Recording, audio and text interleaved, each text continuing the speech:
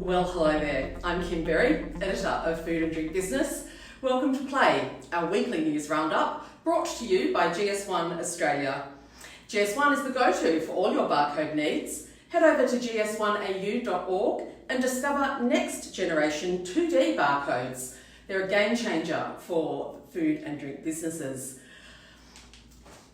Welcome and hello on this momentous day. Yes, the HIVE Awards long lunch is on today. We're going to find out the inaugural winners of the awards, showcasing just exceptional talent and innovation and excellence across the industry, from the largest multinationals to the smallest one-person startups. I'm very excited. I'm even wearing themed jewellery. Can you see that? It's a bee! Yeah. I said to someone yesterday that I certainly have drunk the Kool-Aid. And then I went, it's not the Kool-Aid in Australia, it would be the Cotties, surely. Anyway, while the world should actually stop turning because the HIVE Awards are on, curiously it hasn't. And Fonterra has announced overnight that it is looking to divest some or all of its global consumer businesses. Now that takes in Fonterra Oceania, which was created in February when the co-op merged its New Zealand branded business and its Australian operations.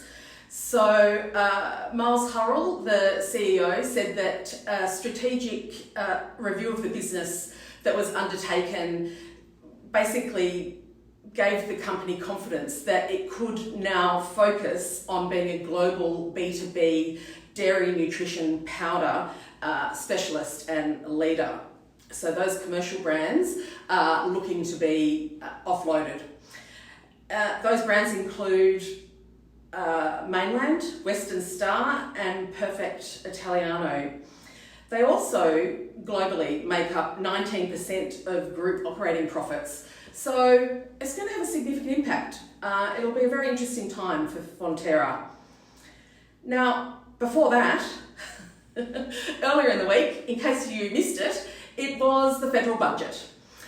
We have done some extensive coverage. You can head to the website foodanddrinkbusiness.com.au.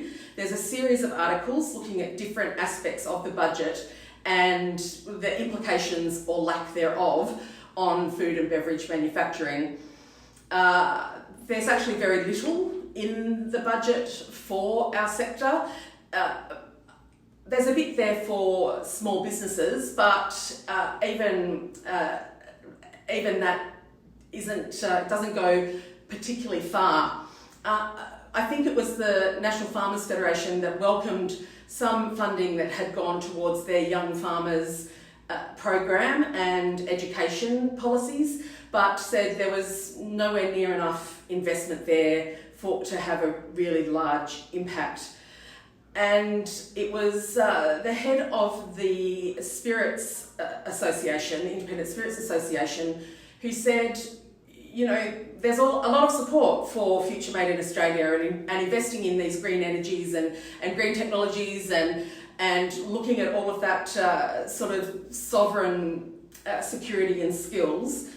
But if it's to the detriment of existing industries that also bring value and can also have a lot of value that is currently untapped or being restrained due to things like exceptionally high excise, then that's a questionable decision to make. So beer and spirits was largely overlooked. They were looking for a freeze on excise as well as a number of other initiatives. There didn't seem to be anything additional in the realm of food relief, which is really disappointing and quite startling considering the numbers that we're now seeing from our food relief agencies. And as I said, the agri-food industry is saying, look, there's not enough there to encourage young people into the agri-food business land, and that is actually of great concern. Speaking of food relief, Second Bite and FareShare have merged. They've been collaborating for many years, and so they've decided to make it official. Now, next Tuesday, I will be speaking at Acumen's Revenue Management Forum.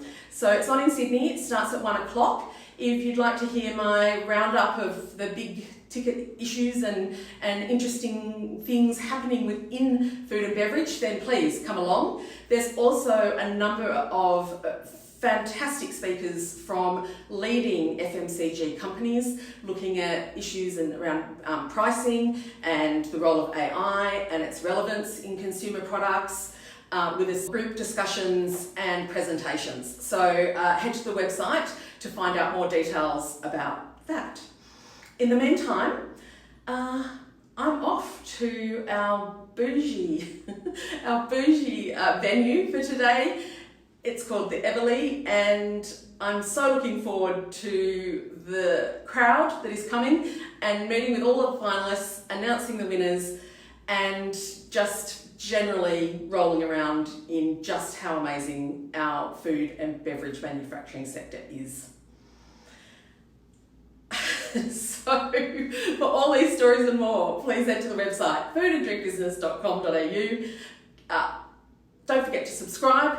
Tell your colleagues that they're missing out if they don't. And with that, I'm Kim Berry, over and out.